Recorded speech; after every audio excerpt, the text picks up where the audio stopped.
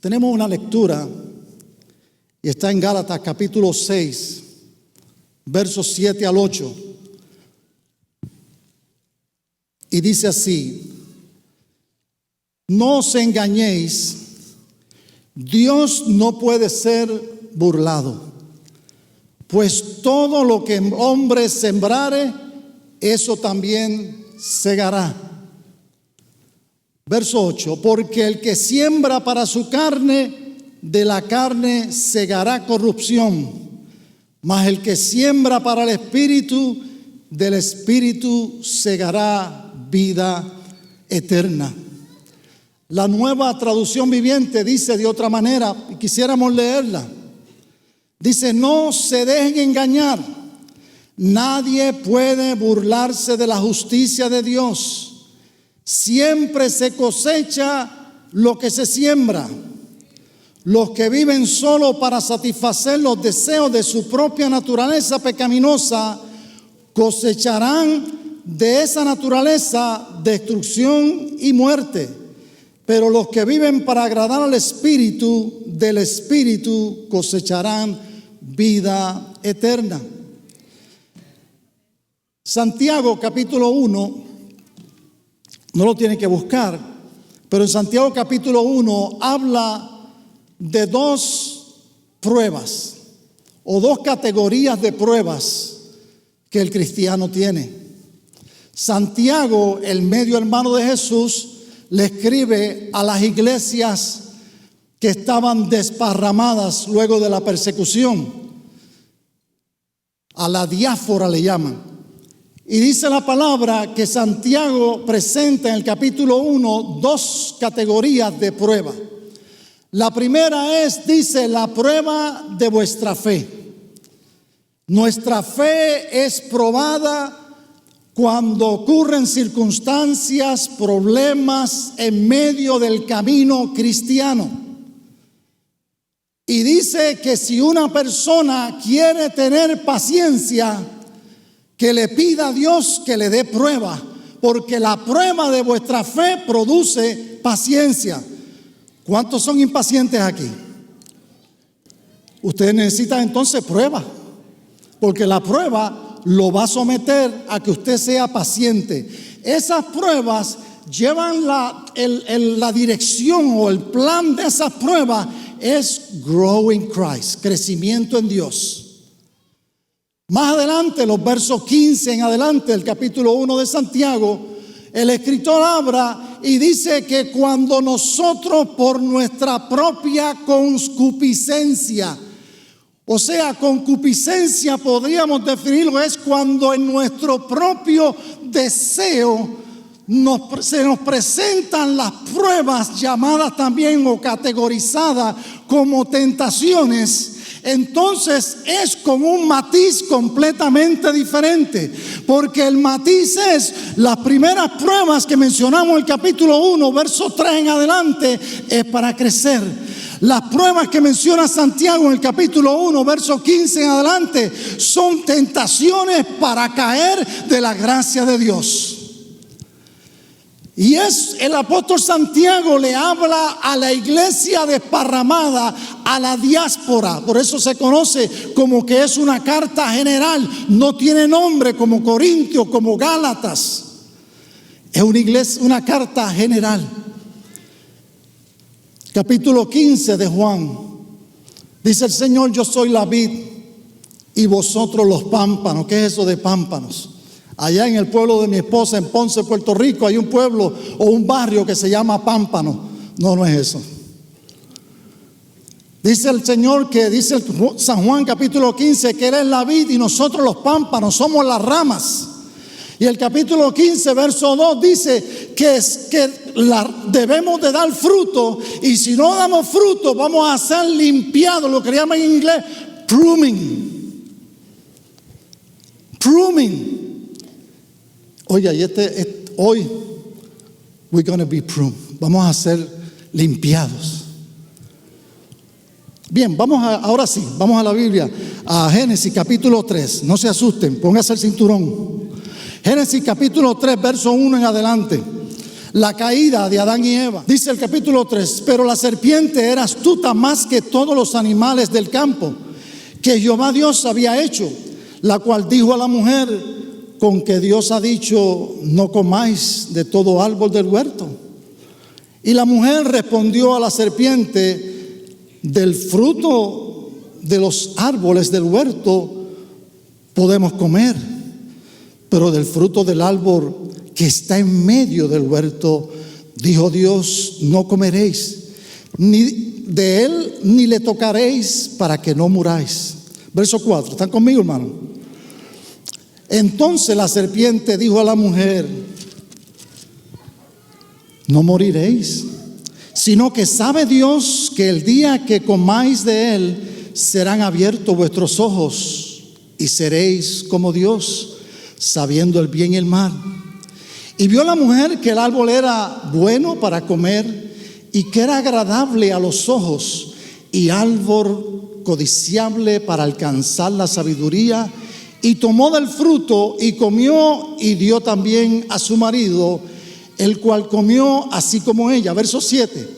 Entonces fueron abiertos los ojos de ambos y conocieron que estaban desnudos. Entonces cosieron hojas de higuera y se hicieron delantales. Y oyeron la voz de Jehová que se paseaba en el huerto al aire del día. Y el hombre y la mujer se escondieron de la presencia de Jehová entre los árboles del huerto. Mas Jehová Dios llamó al hombre y le dijo: ¿dónde estás? Verso 10. Y él respondió: oí tu voz en el huerto y tuve miedo, porque estaba desnudo y me escondí. Verso 11. Y Dios le dijo: ¿quién te enseñó que estabas desnudo? ¿Has comido del árbol que yo te mandé no comieses? Verso 12. Y el hombre respondió: la mujer que me diste por compañera me dio del árbol y yo comí. Verso 13. Entonces Jehová Dios dijo a la mujer: ¿qué es lo que has hecho? Y dijo: la serpiente me engañó y comí. Tremendo, ¿eh? Tremendo la caída. Queremos ver algunas cosas sobre esta caída. Lo primero es que estamos entrando en un cambio. La Biblia, desde Génesis hasta Apocalipsis, presenta 7 periodos bíblicos o tiempos bíblicos, unos más cortos, unos más largos. Uno de los más cortos es el periodo bíblico que se llama inocencia. El más largo es el que se llama el reino, y la gracia le sigue. Y vemos que la inocencia significa que está falta de culpabilidad. Es inocente, falta de culpabilidad. Desconocimiento del alma es una persona inocente. Adán y Eva, cuando fueron creados bajo un estatus, bajo un amparo de que ellos eran creación inocente. Cuando ellos comieron del fruto prohibido, la inocencia cambió al segundo periodo bíblico, que se llama la conciencia, que ya sabían el bien y el mal. Ya tenían sentido de culpabilidad. Ya ellos le habían comido de aquello, habían desobedecido a Dios. Y por tal razón vemos o estamos aquí nosotros. La conciencia es el conocimiento del bien y del mal. La conciencia nos acusa o recuerda cuando hacemos cosas malas o buenas. En el caso de Adán y Eva, su conciencia les acusó. Se avergonzaron y se escondieron por lo que habían hecho. Desobedecieron a Dios. Adán y Eva desconocían el alcance. Repito, Adán y Eva desconocían el alcance de las consecuencias de su pecado. Primero fueron expulsados del huerto del Edén. Y usted sabe todas las otras cosas sobre el hombre, sobre la mujer: trabajarás, Y no solamente eso, que sino de sus primeros hijos vemos que uno mata al otro, vemos muerte como resultado de esa caída. Muchas veces nosotros hacemos cosas que no agradan a Dios. Nosotros nos metemos en negocios que no son de Dios y descuidamos o se nos olvidan las consecuencias que pueden traer. No solamente a nosotros, sino a nuestros hijos, a nuestro hogar, a nuestro negocio, a nuestra vida, las consecuencias de cosas equivocadas que hacemos. Pero en esta tarde yo te tengo algo muy bonito, y es que el Dios que nosotros le servimos es un Dios perdonador. Es un Dios de segundo. Yo pienso que cuando Él habló con los discípulos, le preguntaron: Señor, ¿cuántas veces debo de perdonar? Él le dijo 70 veces 7, que son 490. Entre nosotros los humanos. Pero digo, ¿y las de Dios cuántas serán? ¿Serán 479 millones o billones o trillones? Porque ese es el amor de Dios. Un amor que no cambia. Un amor que dice la palabra, que Dios escucha el corazón contrito y humillado. Dios no lo rechaza, Dios lo escucha. No importa la condición que tú tengas, no importa la educación que tú tengas, no importa la economía que tú tengas, no importa el negocio que tú tengas, no importa la vida buena, las propiedades, la casa. Lo que importa es que tu conciencia, tu mente, tu corazón estén claros con Dios, para que cuando Él venga, cuando venga ese día de Cristo, tú puedas decir: heme aquí, Señor, listo para Cristo.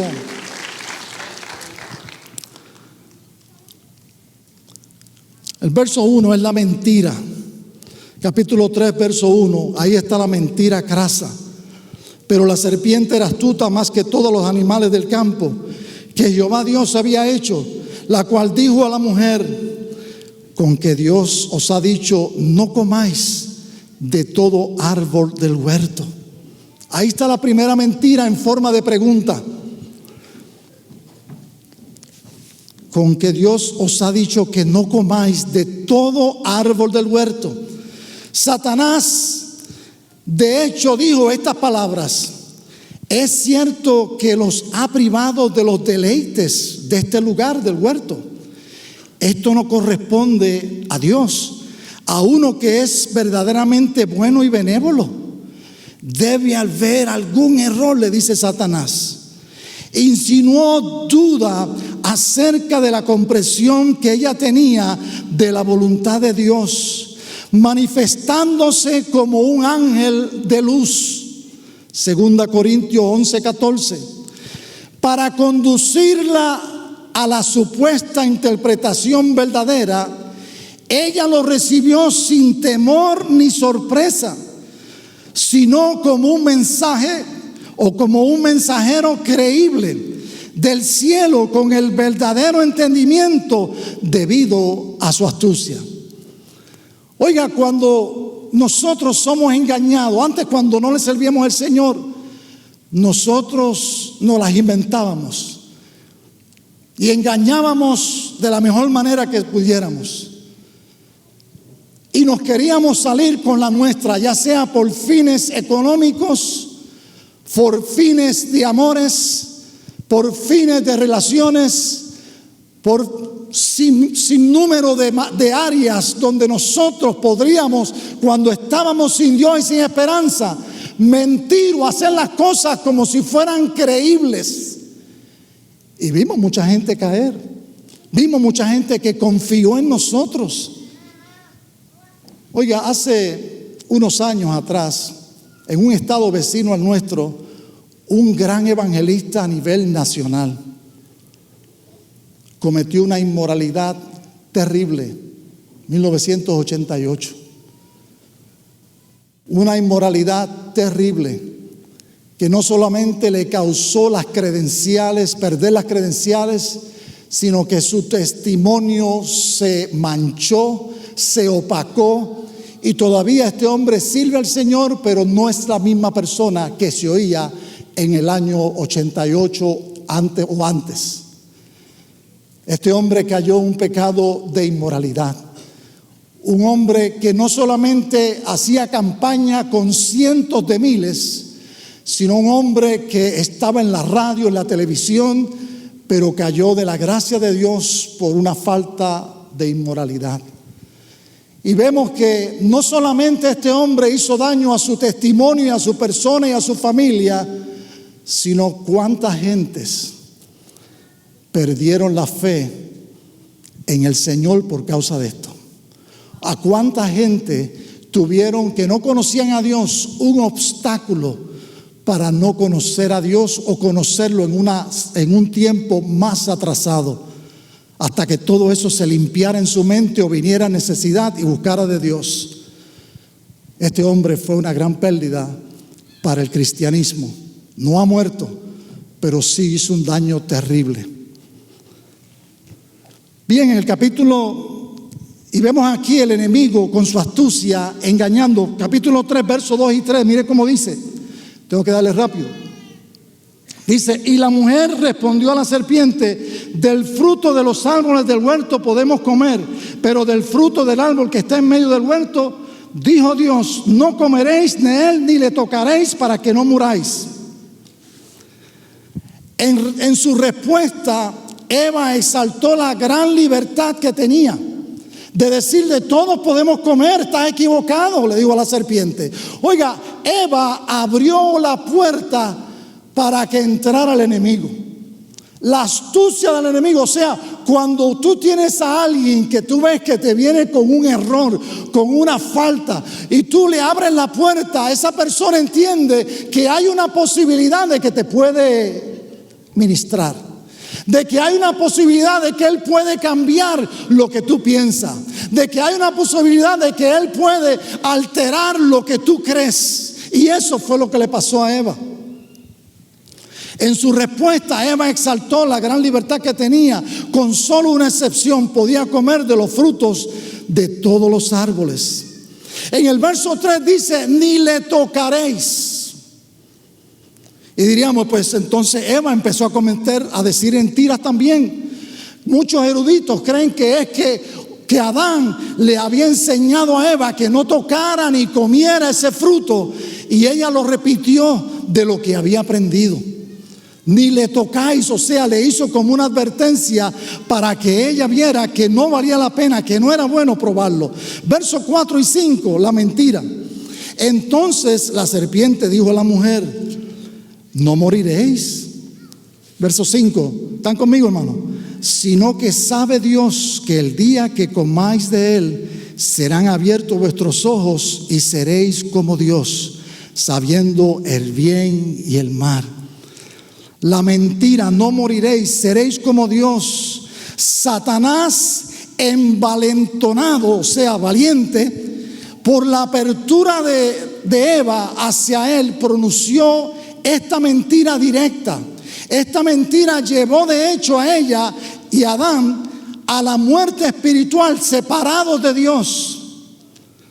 La verdad está en el capítulo 2, versos 16 y 17 de Génesis, y dice así: y mandó Jehová Dios al hombre, diciendo, de todo el árbol del huerto podrás comer, mas del árbol de la ciencia del bien y del mal no comerás, porque el día que de él comieres ciertamente morirás. El verso 6 dice, y vio la mujer que el árbol era bueno para comer y que era agradable a los ojos y era codiciable para alcanzar la sabiduría, y tomó de su fruto y comió, y dio también a su marido, el cual comió así como ella. Oiga, usted me va a preguntar, oiga, Pastor Rodríguez, pero ve, la mujer es culpa de ella. Es culpa de la mujer. Yo pienso que Satanás era tan astuto que aún al mismo Adán lo podía engañar. Porque con Eva por lo menos tuvo una conversación, pero ahí cuando presenta lo que dice es que Adán llegó y comió. No dice ningún punto de que él se negó ni nada. Solamente ella estuvo ahí, que si no, que si Dios dijo esto, y con Satanás, y era astuto. Yo pienso que aún el mismo hombre podía haber sido engañado, pero ella estaba sola. Así que no ande sola, ande con su marido, para que no le engañen.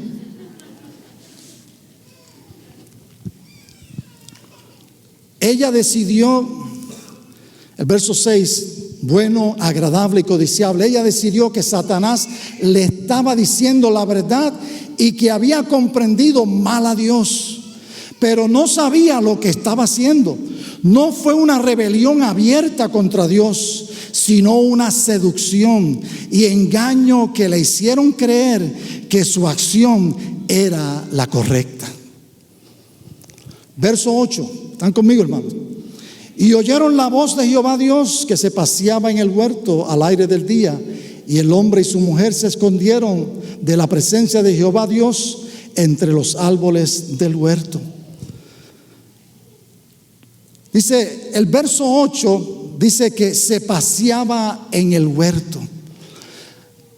Tengo que hacer una aclaración, y es que muchos teólogos piensan que el enemigo, Satanás, comenzó a salir en escena durante este periodo, tiempo de la tentación para Adán y Eva. Pero si usted lee el capítulo 1 y 2 de Génesis, dice: en el principio creó Dios los cielos y la tierra. Y el verso 2 dice: y la tierra estaba desordenada y vacía. Teólogos dicen que durante el tiempo que pasó no fue como leerlo y decir los minutos o segundos, sino que pasó un tiempo desde la creación de Dios. En el principio creó Dios los cielos y la tierra. Y luego el verso 2, pasaron tiempos, meses, días, años, no sabemos. Y en ese tiempo fue que Lucifer fue lanzado y destruyó y derribó y hizo trizas lo que Dios había creado. Porque el Dios que usted y yo le servimos es un Dios de orden. El Dios que usted y yo le servimos es un Dios que hace las cosas bien. Mírese usted y va a saber que Dios lo hace las cosas bien. ¿O no están de acuerdo conmigo? Hay gente muy bonita aquí, hombres y mujeres muy elegantes, que Dios los hizo en su creación. Dios hace las cosas buenas. ¿Y por qué en el segundo verso dice que la tierra estaba desordenada y vacía? Ahí hubo un cambio ahí, pero no vamos a entrar en eso. Ahí hay teología para largo rato. Dice el verso 8: se paseaba en el huerto Dios. Dios se apareció como antes, con tonos de bondad y benevolencia, andando en alguna forma visible. No acudió airado, sino de la misma forma condescendiente en la que había caminado antes con Adán y Eva. Verso 9 dice: ¿dónde estás tú? Oiga, nosotros le servimos un Dios omnisciente, omnipresente, lo sabe todo y está en todo lugar. ¿Por qué una pregunta como esta? ¿Dónde estás tú? Él era el dueño de la creación, Él era el arquitecto de la creación, Él era el que hizo todo, el hombre, la mujer. Él estaba en el huerto, Él caminaba por él. El Espíritu de Dios se movía en las aguas, dice en el capítulo 1. Y vemos que esta pregunta, ¿dónde estás tú?, fue el modo en el que Dios llevó al hombre a explicar por qué estaba escondiéndose. No una expresión de ignorancia acerca de dónde estaba el hombre. La vergüenza, el remordimiento, la culpa y el temor los llevaron a su conducta furtiva. No había lugar donde ocultarse. Nunca lo hay. Dios es omnipresente. Salmo 139, verso 1 al 12, dice: ¿a dónde me esconderé de tu espíritu? Si me fuera a lo alto de los cielos, allí estás tú. Si me fuera a lo último de la tierra, allí estás tú. Si me fuera al fondo del mar, allí estás tú. ¿Dónde nos vamos a esconder de Dios? La Biblia dice que nosotros, cada uno, empezando conmigo, estamos desnudos y descubiertos delante de Dios. Él nos conoce nuestro despertar, nuestro acostarnos, nos conoce totalmente, hermanos. Por eso dice el texto en Gálatas que leímos: Dios no puede ser burlado. Todo lo que el hombre sembrare, eso va a segar. Dice el verso 10: tu voz La voz que aparece en el verso 8, que era probablemente Dios llamando a Adán y a Eva. Adán respondió con un lenguaje de temor y de la tristeza, pero no con una confesión. Judas Iscariote, de él lo más que podemos nosotros saber es que fue un traidor. Entregó a Jesús, lo vendió por 30 piezas de plata. Judas Iscariote por 3 años estuvo con el Señor y vio milagros, vio sanidades, vio los vientos y la tempestad tener calma. Vieron a Jesús caminar sobre las aguas. Vieron diversas sanidades, ciegos, mudos, cojos, mancos. Judas estuvo con el Señor, pero sin embargo tenía una carta escondida, y era la traición. Considerando el hecho de la cercanía de Judas con Jesús durante los 3 años de ministerio, es difícil imaginar cómo podía seguir adelante con esa traición. La historia de Judas nos enseña a guardarnos en contra de defectos pequeños y graduales que ganan fuerza y poder en nuestras vidas y que podrían abrir la puerta a influencias más mortíferas. Su historia también es un gran recordatorio de que las apariencias pueden engañar. Jesús enseñó, Mateo 7, 22 al 23, muchos me dirán en aquel día, Señor, Señor, no profetizamos en tu nombre, y en tu nombre echamos fuera demonios, y en tu nombre hicimos muchos milagros. Y entonces les declararé, nunca os conocí, apartaos de mí, hacedores de maldad. Oiga, hoy en día vivimos tiempos que no podemos jugar a ser religioso o cristiano. Vivimos en tiempos donde los talibanes son los dueños ahora de Afganistán y se han hecho alianza muy fuerte con China. Y todo esto va apuntando, hermanos, a una guerra fuerte. Y todo esto va apuntando a una venida del Señor, que tenemos que estar listos para irnos con Él. No es tiempo de jugar. No encubras tu necesidad. No encubras tu necesidad. ¿Qué situaciones nosotros encubrimos? Encubrimos la depresión, encubrimos las ansiedades, encubrimos la soledad, la falta de perdón a otros y a uno mismo. Nos enfermamos. Dolor al atravesar por un divorcio. Todas esas cosas las encubrimos. El tema es, no encubras tu necesidad. Adicciones, ya sea pornografía, ya sea drogas, ya sea diferentes químicos, resentimientos, ausencia de paz, carácter intolerable, pecado. Todas esas cosas nosotros nos podemos hacer unos buenos maestros para encubrir estas cosas. En esta tarde, muchos de ustedes a lo mejor vinieron como yo, bien vestidos, pero hay cosas que están adentro que no se ven. Usted me dirá, pastor, pero usted vino con esa corbata así. Estaba encubierto. No encubras tu necesidad.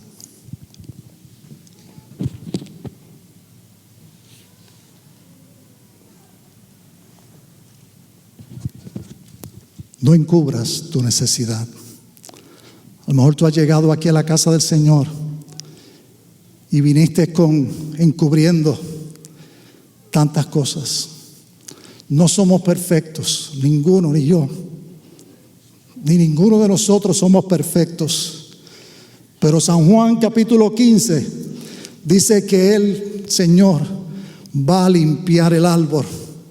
Él es la vid y nosotros los pámpanos. Y va a limpiar el árbol. Y no queremos, y en esta hora queremos que el Señor sí saque lo que tenga que sacar de nosotros. David, dice la palabra, que era un hombre conforme al corazón de Dios, porque David era un hombre que se arrepentía de sus pecados. Escribió salmos muy preciosos, porque él sabía que Dios era su única salvación. Yo no sé qué tú puedes estar encubriendo. A lo mejor no son ninguna de las cosas que dije. A lo mejor son complejos por quién tú eres, o por tus facciones, por tu cara, tu rostro, tu forma que Dios te hizo, y no eres satisfecho y vives con complejos y no te dejan funcionar. No encubras tu necesidad. Dios te ve así. Te ve muy bonito con tu saco, con tu ropa, pero dentro en el corazón, dentro de tu mente, hay cosas que tienes que entregarle al Señor. Hay cosas que tienes que cederle a Dios. No encubras tu necesidad. Si hubiera aquí uno perfecto, que alce su mano. Hace años conocí un pastor y en una de las reuniones fue que lo conocí y se llamaba el hermano perfecto. Y yo le pregunté a la esposa cuando la vi, le dije, oiga hermano, su esposo honra el nombre. Y yo, no, no era perfecto, era solamente de nombre. Pero no somos perfectos, pero adoramos un Dios que nos ama. Gloria sea el nombre del Señor.